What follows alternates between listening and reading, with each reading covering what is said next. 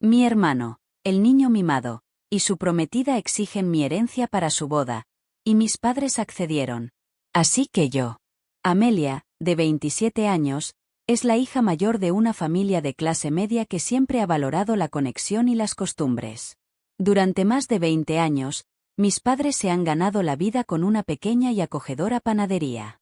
Siempre hemos vivido en una comunidad tranquila, en una propiedad modesta y totalmente pagada. Aunque mis padres me enseñaron el valor de la diligencia y la lealtad familiar, al crecer supe que no éramos ricos. Realmente pensé que, sin importar qué, mi familia siempre me apoyaría. Pero últimamente, me he dado cuenta de que, al menos en mi familia, la lealtad parece tener restricciones.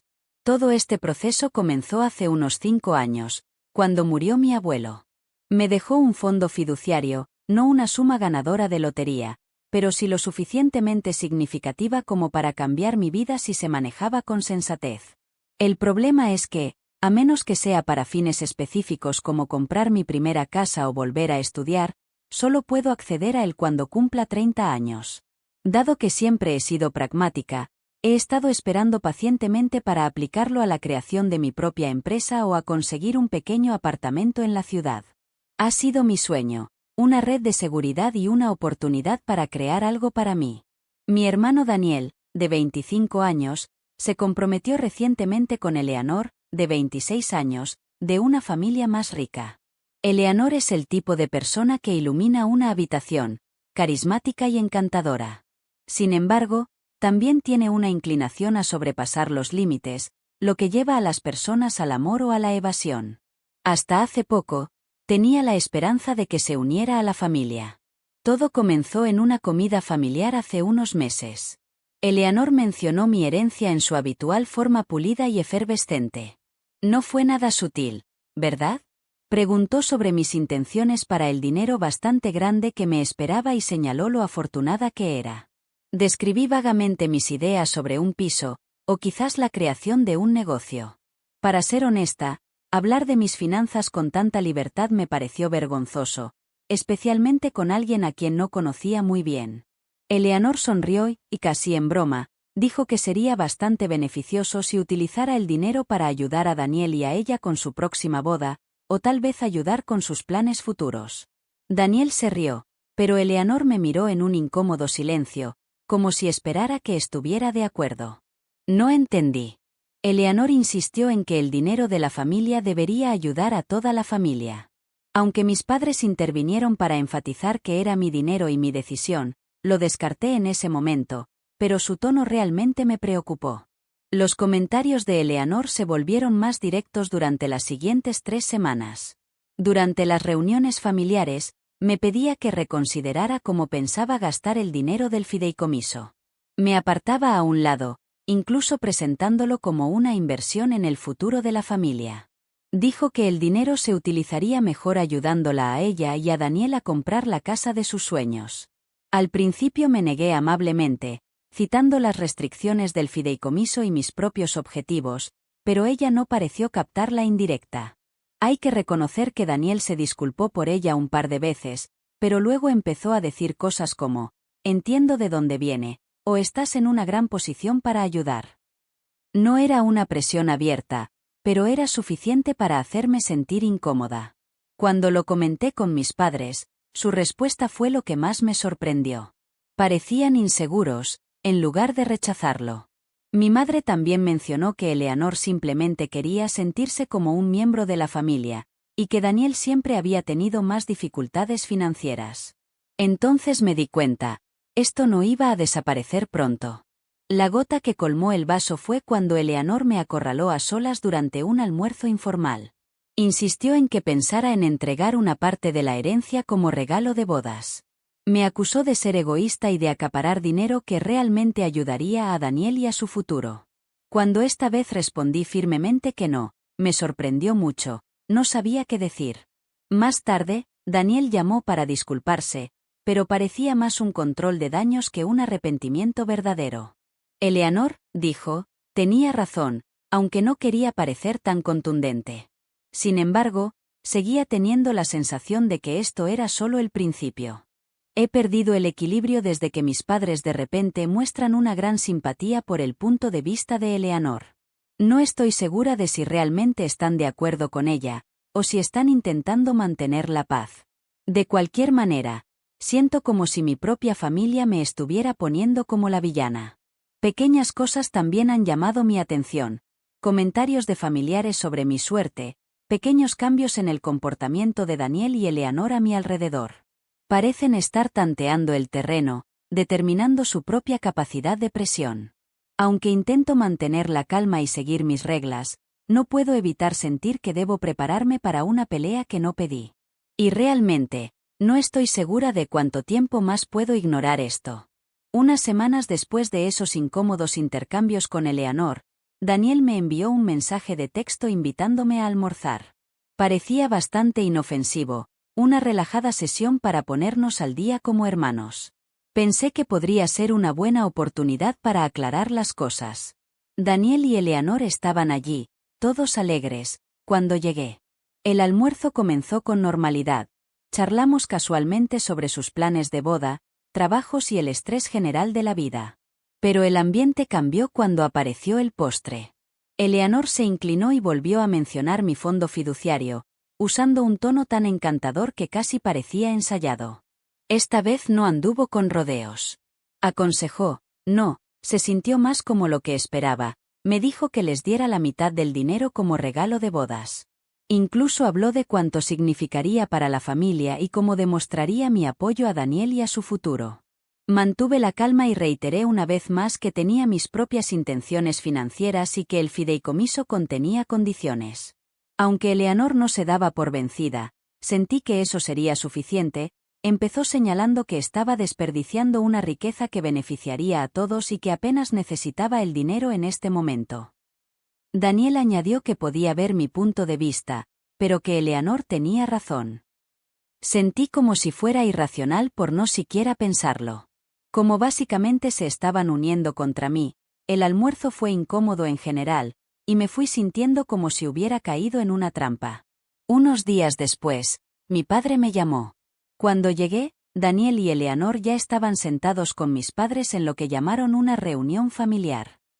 Volví a tener esa sensación de hundimiento que tuve durante el almuerzo. Me sorprendió el consejo de mis padres de dividir la herencia para evitar conflictos, quienes siempre habían respetado mis límites anteriormente. Mi padre incluso mencionó algo sobre cómo la familia es lo primero y cómo yo podría mostrar apoyo. Me retire. Aunque no lo estaban exigiendo específicamente, había una presión indudable. Eleanor parecía complacida como si ya hubiera ganado. Les dije que tenía ciertas ideas para el fondo fiduciario y que me pertenecía. Sin embargo, en lugar de apoyarme, mis padres empezaron a justificar a Daniel y a Eleanor. Mi madre señaló que Eleanor simplemente quería sentirse como un miembro de la familia, mientras que Daniel siempre lo había tenido más difícil económicamente. La traición me dolió más de lo que podría haber imaginado. Aunque sabía que esto no era el final, abandoné la reunión sin aceptar nada. Los días siguientes fueron un torbellino. Eleanor de alguna manera involucró a la familia extendida en este lío, empezando a contactar y aconsejarme que hiciera lo correcto. Tías, tíos e incluso primos lejanos empezaron a apoyar a Daniel y a Eleanor. Eleanor claramente me había presentado como la avariciosa, alguien reacia a ayudar a su propia familia. No importaba que el dinero me hubiera sido dejado para un uso específico, o que ni siquiera estuviera disponible todavía. La historia ya se había formado. Me confié a una mejor amiga, que compartía mi nivel de indignación. Me consoló diciéndome que no estaba equivocada, pero eso no hizo más fáciles las continuas llamadas y mensajes de texto de la familia. Un primo, al que conozco especialmente bien, intervino para protegerme, incluso sugiriendo mediar. Sin embargo, Eleanor lo cerró rápidamente, acusando a mi primo de interferir. Las cosas se intensificaron cuando Daniel me llamó tarde una noche, sonando más desesperado de lo que nunca lo había oído, diciendo que el dinero permitiría que Eleanor se sintiera bienvenida en la familia, y que era mi oportunidad de demostrar cuánto lo quería. Intento hacerme sentir culpable. Me negué una vez más, pero la conversación me agotó. Decidí entonces ver a un abogado. Tenía que verificar, más allá de toda duda razonable, que nadie más que yo tenía un fondo fiduciario legalmente intocable. El abogado me dijo que estaba libre de culpa y me animó a registrar todo en caso de que las cosas empeoraran. Sin embargo, ese tipo de alivio fue fugaz. Mis padres empezaron a indicar que podrían distanciarse emocionalmente si no hacía concesiones. Aunque la implicación era obvia, no era una amenaza directa.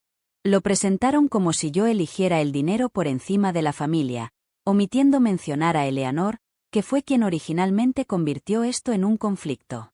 Sentí como si cada acción que tomaba simplemente sirviera para avivar las llamas.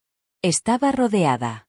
Eleanor seguía contando su historia a todo el que la escuchaba, presentando a Daniel y a ella como las víctimas de mi supuesta avaricia.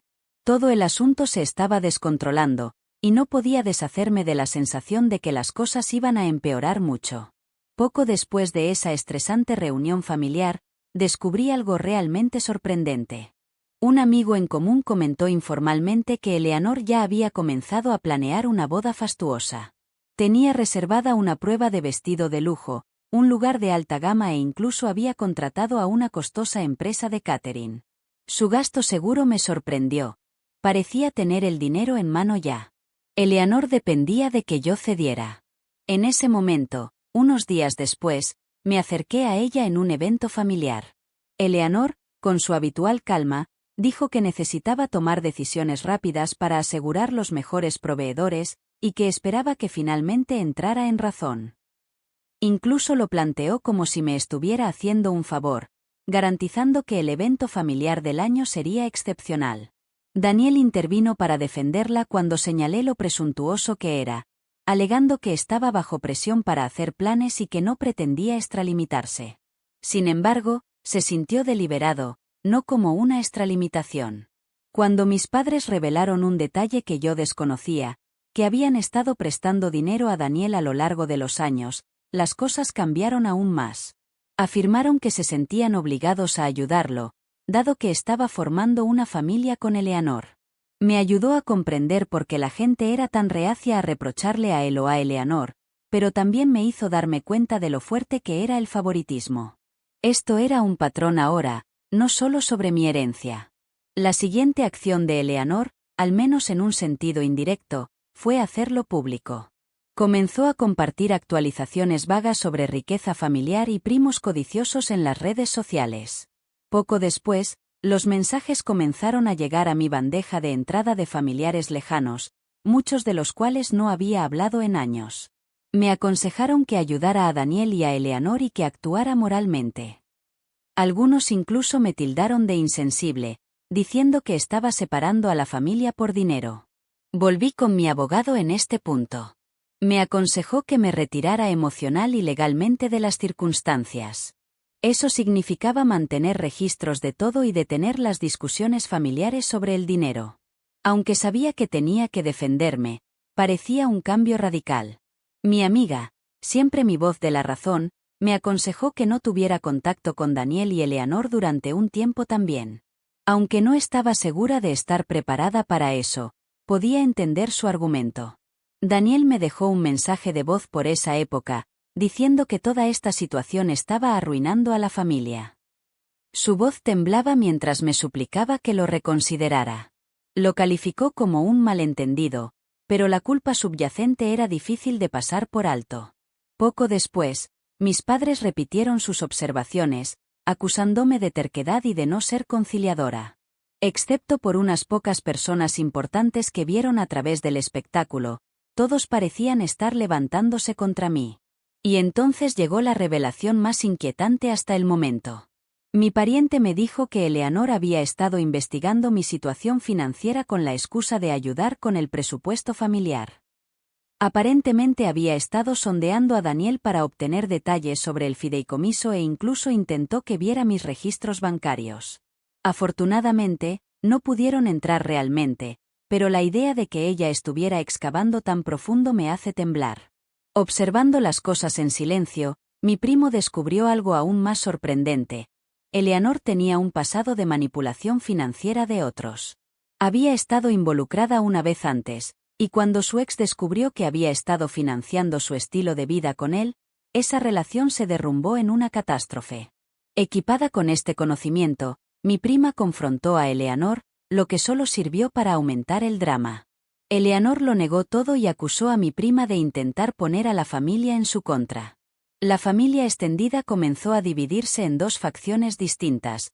Mientras tanto, después de ver mi lado de la historia, algunos comenzaron a comprender el panorama general, mientras que otros pensaron que la versión de Eleanor de mí como codiciosa y egoísta era precisa.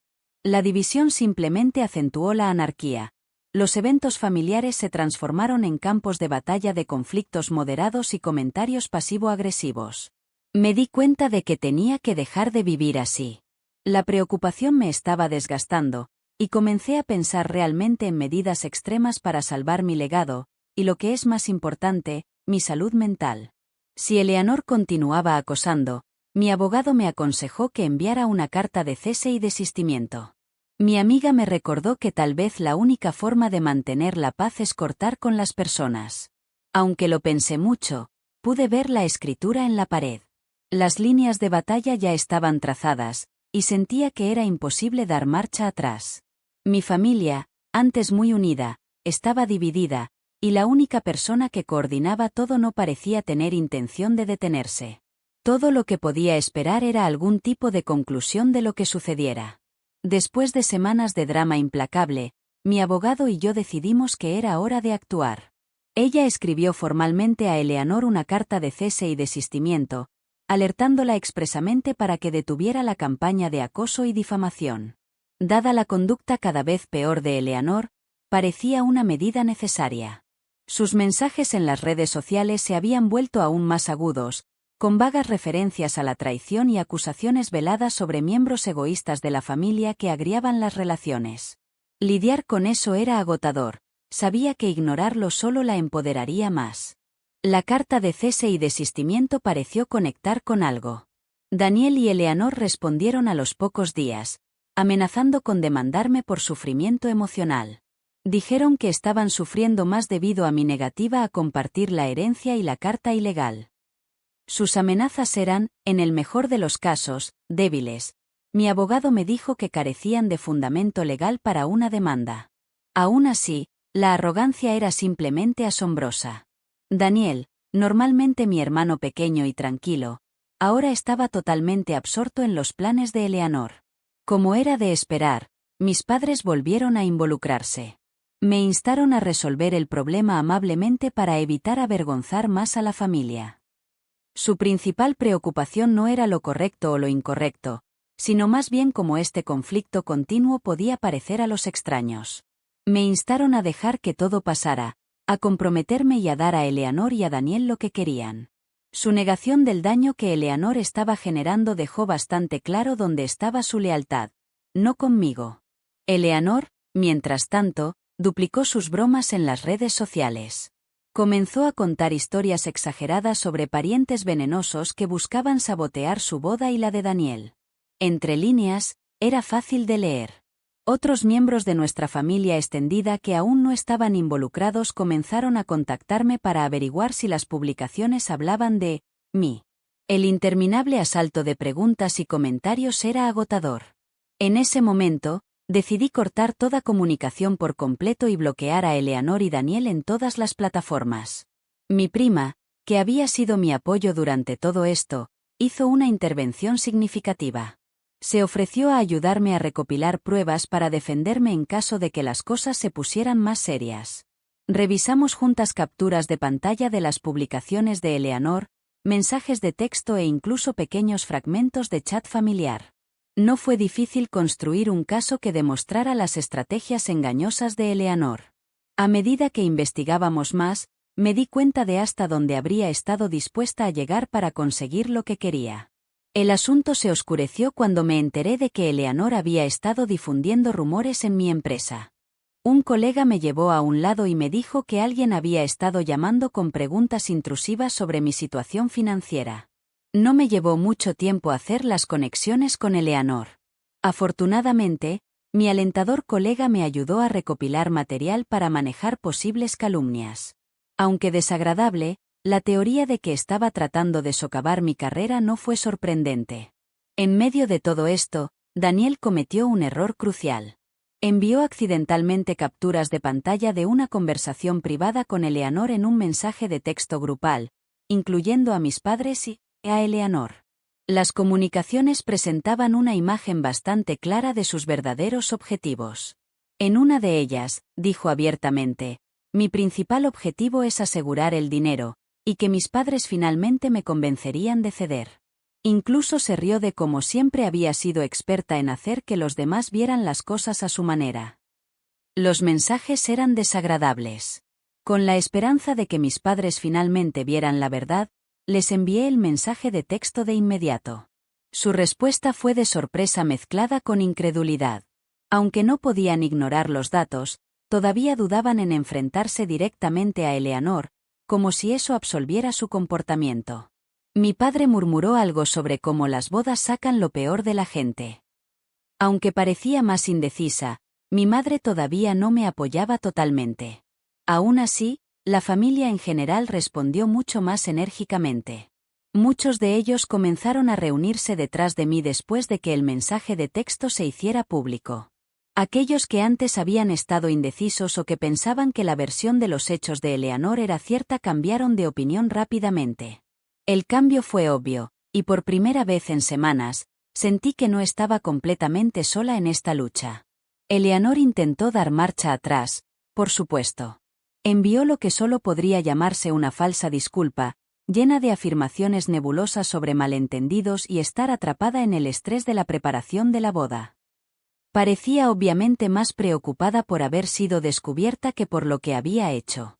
Su furia parecía avivarse simplemente por mi rechazo a su disculpa. Siguiendo el consejo de mi abogado, decidí tomar la última medida: solicitar una orden de restricción contra Eleanor.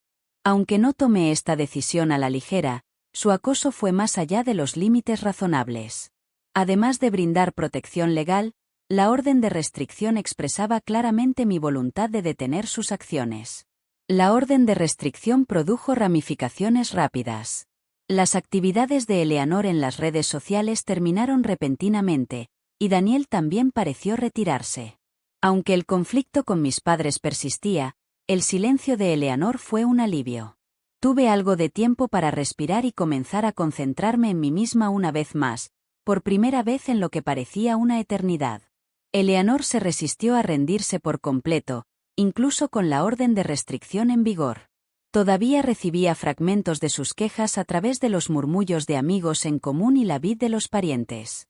Su exigencia de que yo hiciera el papel de víctima era agotadora. Decía que estaba destruyendo su vida y separando a la familia. Cada vez que sentía que el asunto finalmente se enfriaría, alguien me daba una captura de pantalla de otro arrebato o comentario pasivo-agresivo que publicaba en un chat grupal. El momento crucial ocurrió cuando Daniel me llamó personalmente, por primera vez en semanas. Me entregó un ultimátum: o accedía a dividir la fortuna o me cortaba de su vida. Lo presentó como una decisión entre quedarme con la familia o continuar con un drama innecesario. Era obvio que Eleanor lo estaba presionando, pero escuchar esas palabras de mi hermano todavía se sentía como un golpe en el estómago. Enfrenté a mis padres sobre todo el asunto, exponiendo todo, desde las manipulaciones de Eleanor hasta el ultimátum de Daniel. Los acusé directamente de permitir la prepotencia de Daniel y Eleanor. Por primera vez, en lugar de abordar el problema fundamental, lanzaron una bomba propia. Admitieron que habían estado teniendo dificultades financieras durante algún tiempo. La panadería no estaba funcionando como antes, y la jubilación los asustaba. Su renuencia a confrontar a Daniel y Eleanor provenía de sus insinuaciones de que los habían estado ayudando ocasionalmente aquí y allá. Dependían financieramente de ellos, no solo los favorecían. Escuchar esto cambió mi perspectiva sobre por qué mis padres habían sido tan dóciles, pero no disminuyó el dolor que causaron sus acciones. Mi prima, mi amiga constante durante esta lucha, me aconsejó que era hora de cortar el contacto con mi familia inmediata, al menos temporalmente. Me recordó que no podía seguir quemándome para mantener calientes a los demás, especialmente cuando los demás no estaban dispuestos a encontrarme a mitad de camino. Después de mucha consideración, decidí evitar por completo las reuniones familiares. Aunque la decisión fue difícil, el conflicto continuo impregnaba todos los aspectos de mi vida. Les supliqué a mis padres que no se acercaran a mí a menos que estuvieran dispuestos a abordar el asunto con seriedad. Les dije que no asistiría a ningún evento en el futuro previsible. Su respuesta fue obviamente emocional, acusándome de abandonar a la familia, pero me mantuve firme. Los comentarios de Eleanor en las redes sociales, mientras tanto, se convirtieron en calumnias directas. Comenzó a compartir historias detalladas y totalmente inventadas sobre cómo había socavado los preparativos de su boda y la había rechazado por puro resentimiento. Algunos amigos en común, que no sabían nada de toda la situación, comenzaron a distanciarse de mí porque aceptaron su versión de los hechos. Interviniendo una vez más, mi abogado emitió una advertencia con respecto a la calumnia. La carta debió de inquietarla, ya que las publicaciones se detuvieron repentinamente después de eso. Curiosamente, comencé a encontrar grietas en el frente unido de Daniel y Eleanor. Aunque amigos en común dijeron que Daniel estaba comenzando a lamentar lo lejos que habían llegado las cosas, las expectativas de Eleanor lo mantenían atrapado.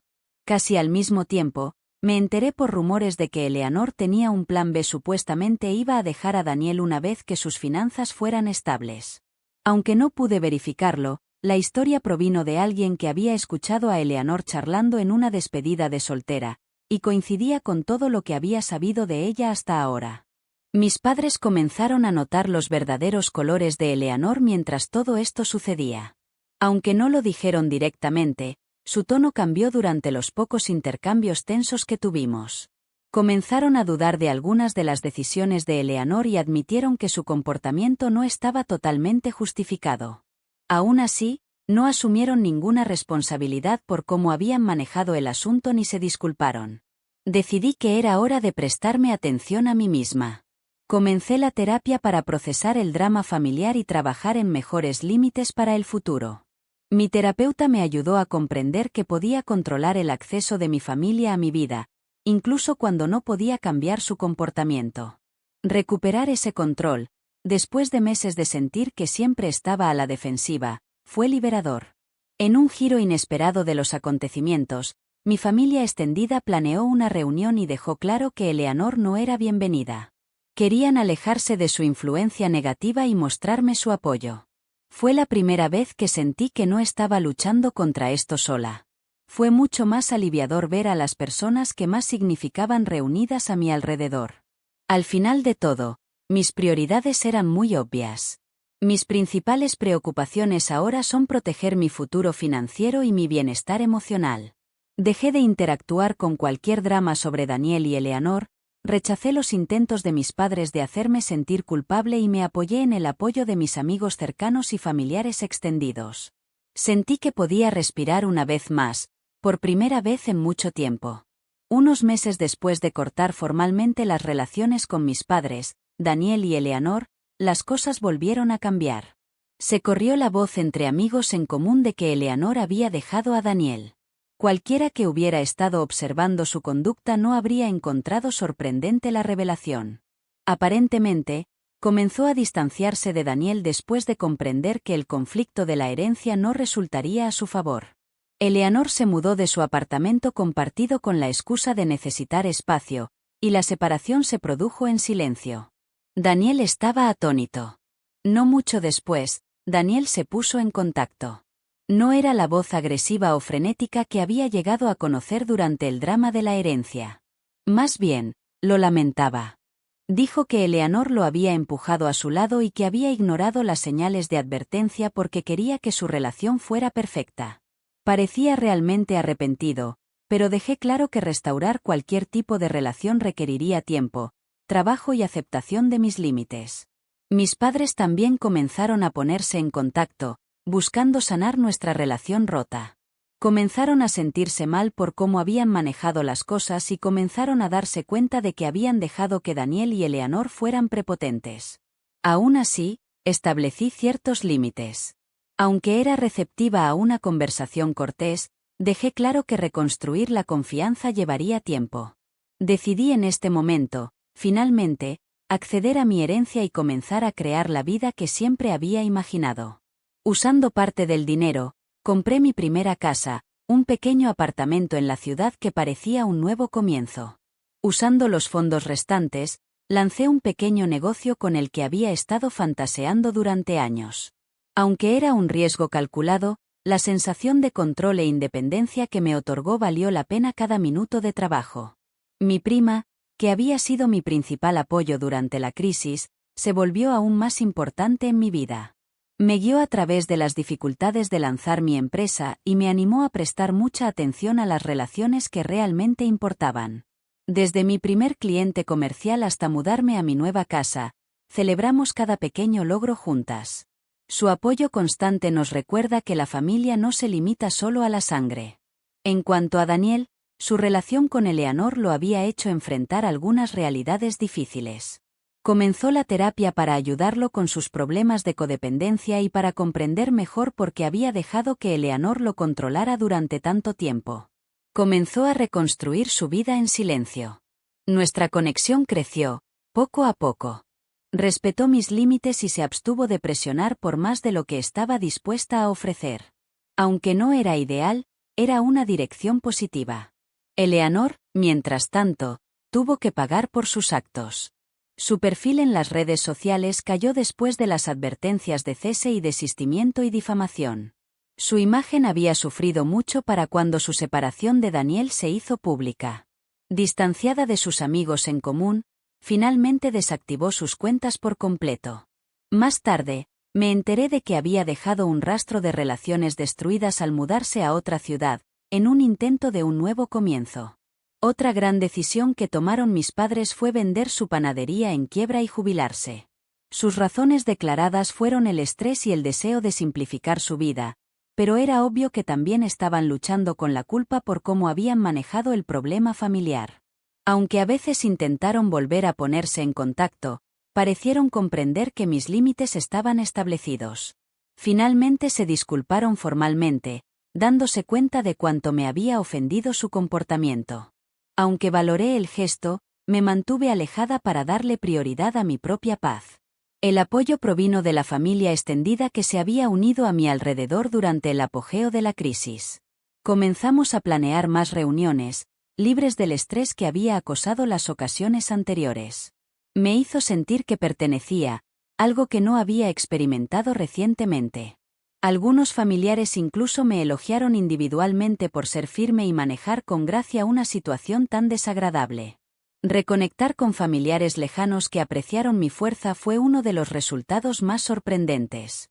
Sus palabras de apoyo y solidaridad me ayudaron a darme cuenta de que el conflicto no define todas las dinámicas familiares. Ver crecer las relaciones después de lo que había parecido un conflicto incesante fue alentador. Con el tiempo, mi empresa creció y me sentí exitosa, así como financieramente independiente. Las dificultades del emprendimiento fueron una distracción agradable del drama familiar. Cada pequeño logro se sintió como un triunfo. No sabía que necesitaba tanto la independencia para tomar mis propias decisiones, libre de las expectativas de los demás. Cuando considero todo lo que ha ocurrido, puedo ver claramente cuánto he crecido a partir de esta experiencia. Las lecciones que llevaré conmigo son establecer límites, darle prioridad a mi salud mental y elegir el respeto por mí misma por encima de las relaciones tóxicas. Aunque el camino hacia la curación no siempre es sencillo, finalmente estoy en un lugar desde el cual puedo mirar hacia adelante, libre del peso del pasado. Recuperar mi vida ha sido maravilloso.